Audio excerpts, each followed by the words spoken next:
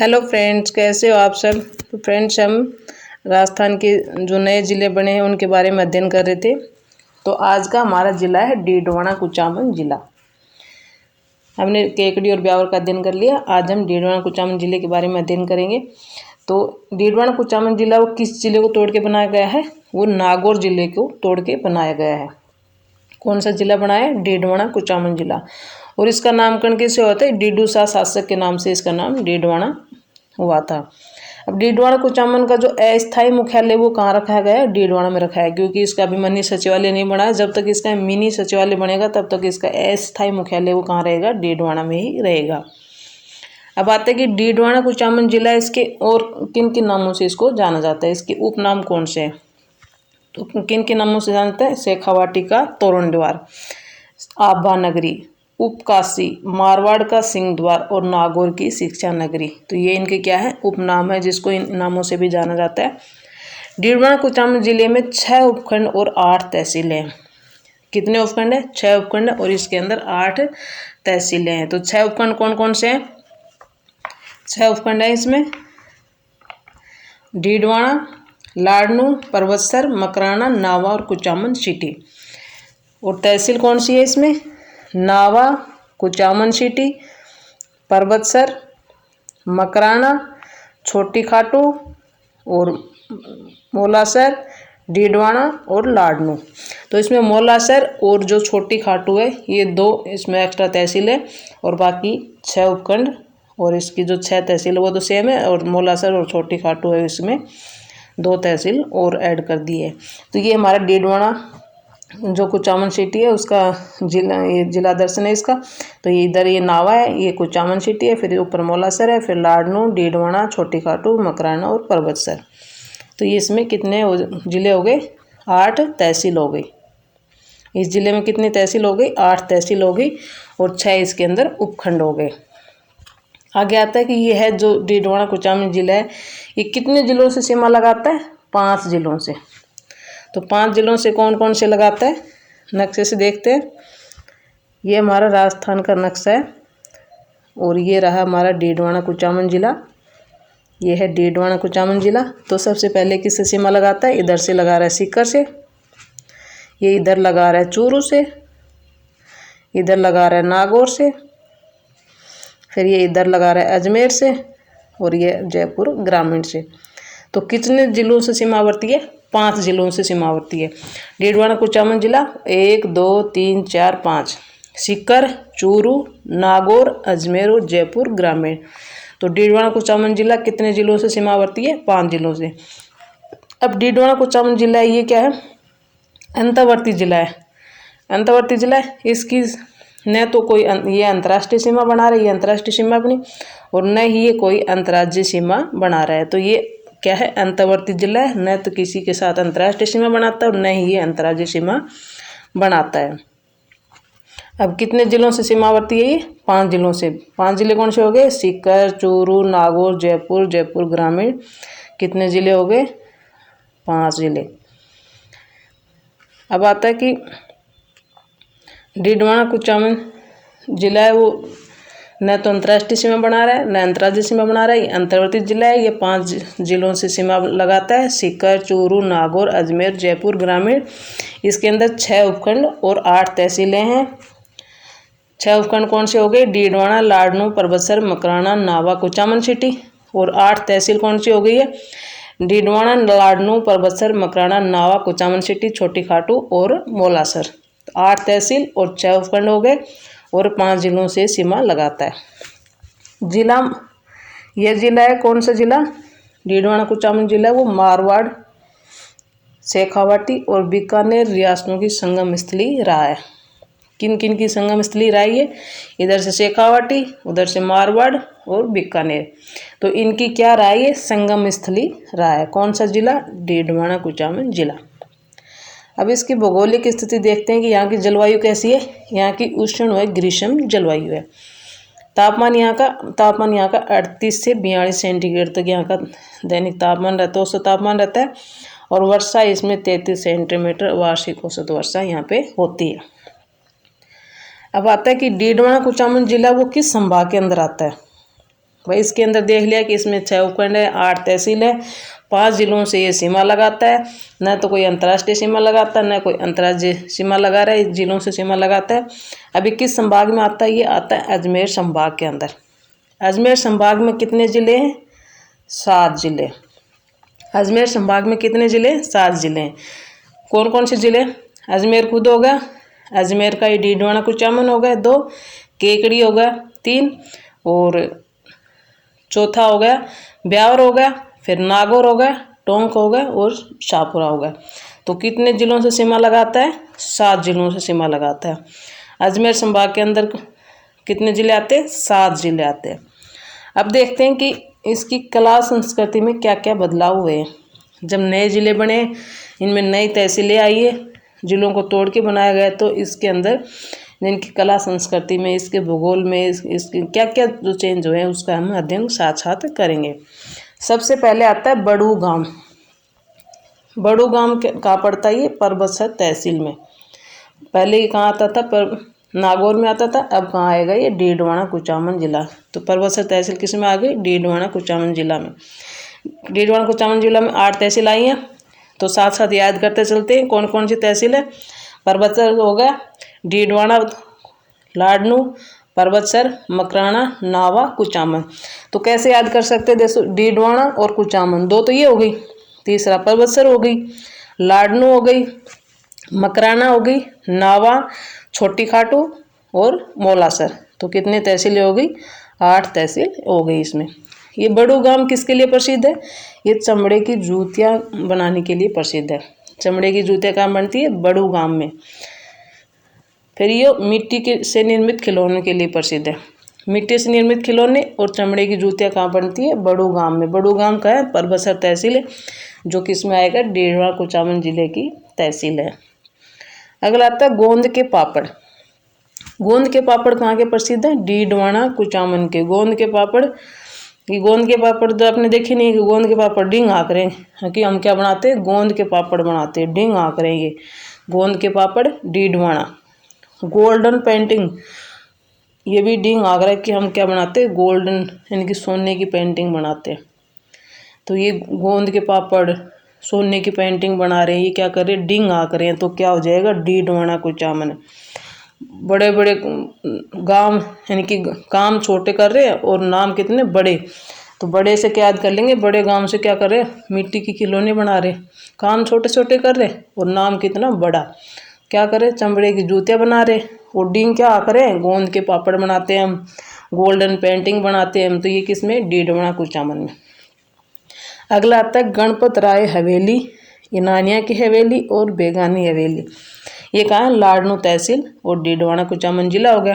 तो हवेलियाँ सुनते ही या तो हम जैसलमेर में याद आती या मैं शेखावाटी की। तो ये इनानी गणपत की राय, इनानिया हवेली और बेगानी कैसे याद करेंगे? इन्होंने इनानिया से इन्होंने गणपत की राय ली और ये बेगाने हो गए।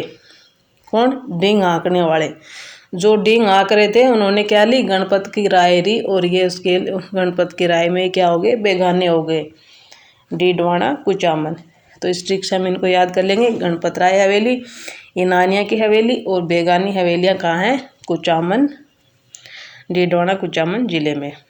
अब आता है एमरी स्टोन की चक्कियाँ। ये कहाँ बनती है? नावा तहसील। नावा तहसील किसमें? डीडवाना कुचामन जिला। एमरी स्टोन की चक्कियाँ कहाँ बनती है? नावा, डीडवाना कुचामन में। तो अब थोड़ा सा रिवीजन कर लेते हैं क्या क्या। बड़े बड़े गांव और काम कुछ छोटे। तो कौन से काम करे? चमड़े की जूतियाँ बनाई और मिट्टी के खिलौने बनाए। फिर उन्होंने क्या आकी? डिंग आकी। हम क्या करते हैं? गोल्डन पेंटिंग बनाते हैं और क्या करते हैं? हम गोंद के पापड़ बनाते हैं। तो ये डिंग हाँक रहे थे, तो ये कहाँ है? डीडवाना कुचामन में। फिर उन्होंने क्या करा? जो डिंग हाँक रहे थे इन्होंने क्या क्या? इन्होंने गणपत राय की राय ली और जिसे ये बेगाने हो गए। तो इनानिया हवेली, गणपत राय हवेली और बेगानी हवेली कहाँ है? डीडवाना में। एमरी स्टोन की चक्कियाँ भी ये नई नई बनाने लगे। एमरी स्टोन की चक्कियाँ डिंग हाँकने के लिए। एमरी स्टोन की चक्कियाँ भी कहाँ है? नावा तहसील में। नावा तहसील कहाँ है? डीडवाना कुचामन में। तो इस प्रकार से हम इनको याद कर सकते हैं। अगले आती है कुचामनी टकसाल। तो कुचामनी टकसाल कहाँ की प्रसिद्ध थी? मारवाड़ रियासत की। तो नागौर पहले किस में आता था? मारवाड़ रियासत में आता था। अब ये कहाँ की है? ये आती है डीडवाना कुचामन जिले में। अब किस में आ गई है? डीडवाना कुचामन जिले में। फिर आती है कुचामनी ख्याल। ये किस में आती है? डीडवाना कुचामन जिले में आती है। इसके प्रवर्तक कौन है? लच्छीराम है। इसके प्रवर्तक कौन है? लच्छीराम है। किसके? कुचामनी ख्याल के। कुचामनी ख्याल के प्रवर्तक कौन है? लच्छीराम है। अगला आता है कुचामन दुर्ग। इसे क्या कहते हैं? जागीर दुर्गों का सिरमौर इनको कहा जाता है। इसका निर्माण किसने किया था? ठाकुर जालिम सिंह ने इसका क्या करवाया था? निर्माण करवाया था। ऐसा दुर्ग जिसका निर्माण ठाकुरों के द्वारा किया गया था वो कुचामन जिला। ये एरन दुर्ग और गिरी दुर्ग की श्रेणी में ये आता है। कुचामन दुर्ग है उसका निर्माण ठाकुर जालिम सिंह ने करवाया था। ये गिरी और एरन दुर्ग की श्रेणी में आता है और इसे जागीर दुर्गों का सिरमौर भी कहा जाता है। इसके लिए कहावत प्रसिद्ध है कि ऐसा किला रानी जाई के पास तो हो सकता है लेकिन ठकुरानी जाई के पास नहीं हो सकता। कि जो किले थे, दुर्ग थे, ये कौन बनाते थे? राजा महाराजाओं के द्वारा बनाए जाते थे। तो लेकिन ये किसने बनाया था? ठाकुर जालिम सिंह ने बनाया था। जालिम सिंह ने कितने जुल्म किए कि कुचामन दुर्ग बना दिया। जुर्म करे जनता के ऊपर और वहाँ से पैसे उठे। जालिम सिंह ने जुर्म करके कुचामन का दुर्ग बनाया। उसके लिए कहा गया है कि ऐसा किला रानी जाय के पास तो हो सकता है लेकिन ठकुरानी जाय के पास नहीं हो सकता। कि बस राजाओं की रानियाँ रहती थी लेकिन ऐसा जिला जिसमें ठकुरानी रहती थी कौन सा था? कुचामन जिला। अब आता है खोंडियावास मेला। यह खोंडियावास व हास्यावास गांव की सीमा पर लगता था। तो खोंडियावास कहाँ था? खोंडियावास पहले था नागौर और हास्यावास अजमेर में। तो पहले ये अजमेर और नागौर की सीमा पर लगता था। अब ये कहाँ लगता है? खोंडियावास किस में आ गया? परबतसर तहसील में आ गया। और हास्यावास कहाँ है? अजमेर में। तो यह भी नागौर और अजमेर की सीमा पे ये लगता है। तो ये कहाँ पे? डीडवाना कुचामन की सीमा पे लगेगा। नागौर डीडवाना कुचामन में आ गया परबतसर तहसील। तो ये डीडवाना कुचामन और अजमेर की सीमा पे ये लगता है। अब खोंडियावास मेले को और क्या कहा जाता है? इसको राजस्थान का मिनी रामदेवरा कहा जाता है। मिनी रामदेवरा किसको कहा जाता है? खोंडियावास मेले को, जो कहाँ लगता है? अजमेर और डीडवाना कुचामन की सीमा पर लगता है। और ये इसका भाद्रपद शुक्ल द्वितीया से लेकर एकादशी तक विशाल मेला भरता है। किसका? खोंडियावास मेला कहाँ लगता है? अजमेर और डीडवाना कुचामन की सीमा पर लगता है। भाद्रपद शुक्ल द्वितीया से लेकर एकादशी तक इसका विशाल मेला लगता है और इसको राजस्थान का मिनी रामदेवरा भी कहा जाता है। अगला आता है आचार्य तुलसी का संबंध। आचार्य तुलसी का संबंध कहाँ से है? लाडनू। लाडनू तहसील कहाँ आ गई है? डीडवाना कुचामन जिले में। ये क्या थे? तेरापंथी संप्रदाय के 9वें आचार्य थे। ये कौन थे? आचार्य तुलसी थे। वो तेरापंथी जो संप्रदाय था उसके 9वें आचार्य थे ये। और इन्होंने क्या करा था? अणुव्रत आंदोलन चलाया था। कौन सा आंदोलन चलाया था? अणुव्रत आंदोलन चलाया था। कहाँ से? सरदार शहर चूरू से चलाया था। सरदार शहर चूरू से इन्होंने अणुव्रत आंदोलन चलाया था। किसने? आचार्य तुलसी ने। अब आता जैन भारती डीम्ड विश्वविद्यालय कहाँ है? ये कहाँ है? लाडनू तहसील। और जिला कौन सा हो गया? डीडवाना कुचामन जिला। अगला आता है पाड्या माता का मंदिर। ये कहाँ है? पाड्या माता का मंदिर डीडवाना कुचामन में। पाड्या माता डीडवाना। अगला आता है निरंजनी संप्रदाय की प्रधान पीठ कहाँ है? गाड़ावास गांव और डीडवाना तहसील। तो निरंजनी संप्रदाय की प्रधान पीठ कहाँ है?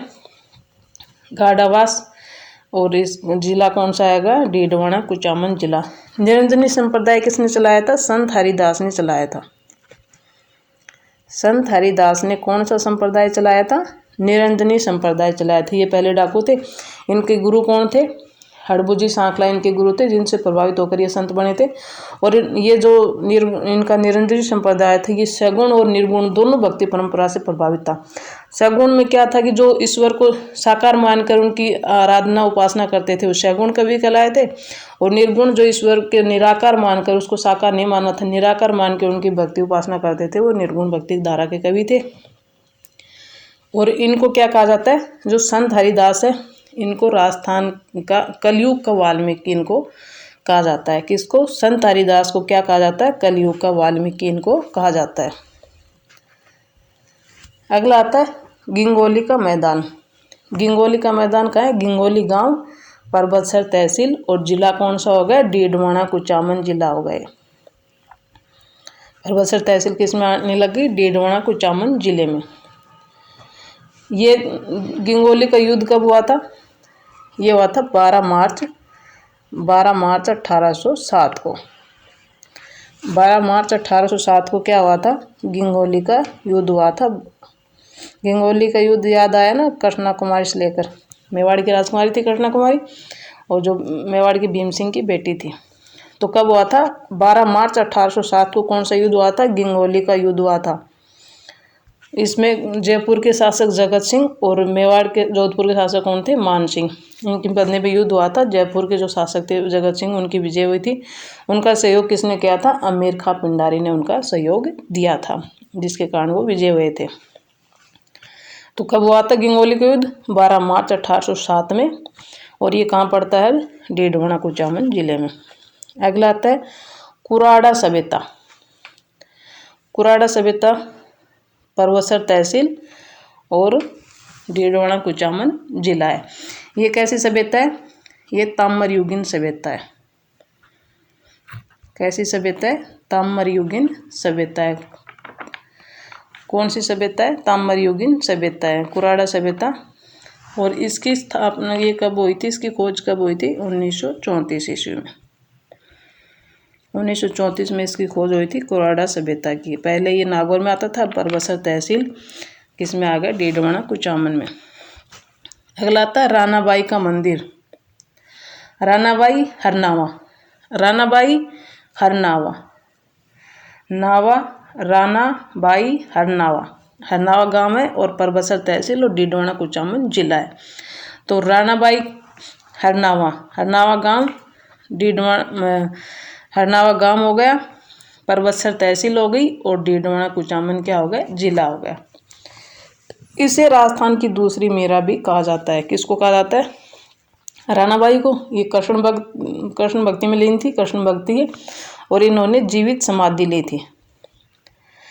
जीवित समाधि ली थी, इसलिए इनको राजस्थान की दूसरी मीरा भी कहा जाता है। रानाबाई हरनावा गांव की है और परबतसर तहसील है। अगला आता है कर्माबाई। कर्माबाई कलवा गांव, ये मकराना तहसील में। जैसे कैसे कलवा, और इसमें भी मकराना भी क्या आ रहा है? क्या आ रहा है? तो कर्माबाई कलवा गांव, मकराना तहसील, डीडवाना कुचामन जिला हो गया। रानाबाई हरनावा गांव, परबतसर तहसील हो गई। इसे शेखावाटी की मीरा कहा जाता है। कर्माबाई को शेखावाटी की मीरा कहा जाता है, और रानाबाई को राजस्थान की दूसरी मीरा कहा जाता है। इन्होंने क्या करा था? ये श्री कृष्ण की भी भगत थी। इन्होंने हठपूर्वक भोजन करवाया था श्री कृष्ण को। खींचड़ी आई ना, थाली भर के ले आई खींचड़ो, तो हठपूर्वक भोजन किसने करवाया था? कर्माबाई ने। अगला आता है कवाय माता का मंदिर। कवाय किनसरिया। कवाय माता का मंदिर कहाँ है? किनसरिया गांव, परबतसर तहसील। कवाय किनसरिया, कवाय कहाँ है? किनसरिया गांव और परबतसर तहसील है।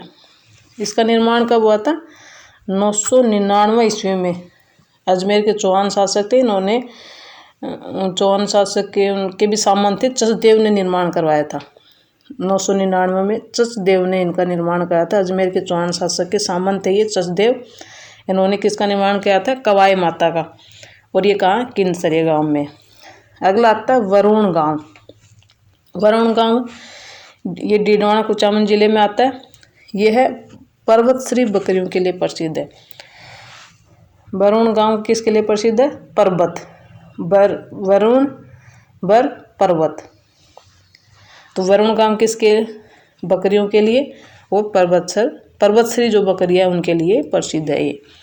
फिर आता है बाजवास गांव। बाजवास बकरों के लिए प्रसिद्ध है। वरुण गांव वो पर्वतश्री बकरियों के लिए प्रसिद्ध है, और बाजवास गांव है वो बकरों के लिए प्रसिद्ध है। ये दोनों डीडवाना कुचामन जिले में आते हैं। अगला आता है वीर तेजाजी पशु मेला। वीर तेजाजी पशु मेला कहाँ पड़ता है? परबतसर तहसील में। पहले नागौर में पड़ता था, परबतसर तहसील कहाँ आ गई? डीडवाना कुचामन जिले में आ गई है। 1734 ईस्वी से पहले ये लगता था पनेर में। तेजाजी का ससुराल कहाँ था? पनेर में। पहले पनेर अजमेर में लगता था। तो जो मारवाड़ के शासक थे ना अभय सिंह, वो इनको 1734 के बाद में इनको लेके आए थे परबतसर, जिससे इनकी 1734 के बाद इनका मेला कहाँ लगता है? परबतसर में। पहले लगता था ये पनेर, जहाँ पे तेजाजी का ससुराल था। और ये कब से कब तक लगता है? ये श्रावण पूर्णिमा से भाद्रपद अमावस्या तक लगता है।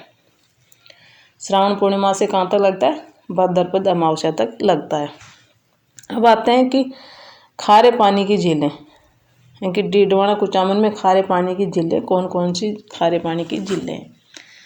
तो कौन कौन सी झीलें हैं डीडवाना कुचामन जिले में खारे पानी की झीलें? पहली है, एक तो हो गई डीडवाना झील, दूसरी कुचामन झील, दो तो इससे होगी, और तीसरी है नावा झील। ये भी कैसी है? नावा झील भी है, खारे पानी की झील है। तो कौन कौन सी झीलें होगी? डीडवाना झील, कुचामन झील और नावा झील। तीनों ही कैसी है? तीनों ही खारे पानी की ये झीलें हैं। अब जो डीडवाना झील है, इसको और क्या कहा जाता है? खालदा झील भी कहा जाता है। इसको क्या कहा जाता है? खालदा झील। किसको? डीडवाना झील को। और किस नाम से जानता है? खालदा झील में। इस डीडवाना झील का वो नमक है वो खाने योग्य नहीं है, क्योंकि इसमें सोडियम सल्फेट की मात्रा अधिक है, इसलिए खाने के योग्य नहीं है। सोडियम सल्फेट का उपयोग खाने के लिए नहीं किया जाता है कि इसमें कागज़ बनाने में और चमड़ा साफ करने में होता है, इसलिए सोडियम सल्फेट की मात्रा अधिक होने के कारण ये नमक खाने के योग्य नहीं है। सोडियम क्लोराइड होता है तो ये नमक खाने के योग्य होता है, लेकिन इसमें सल्फेट की मात्रा है। सोडियम सल्फेट से चमड़ा साफ किया जाता है और कागज़ बनाए जाते हैं। ये जो डीडवाना झील का नमक है उसको ब्राइन विधि के द्वारा तैयार किया जाता है। ब्राइन क्या होती है? वाष्प के द्वारा, वाष्पीकरण से इनको बनाया जाता है। और इसके बनाने वाली संस्था कौन सी है? देवल। और इसको बनाने वाले जो जाति है वो कौन सी कहलाती है? देशवाल जाति। किसकी?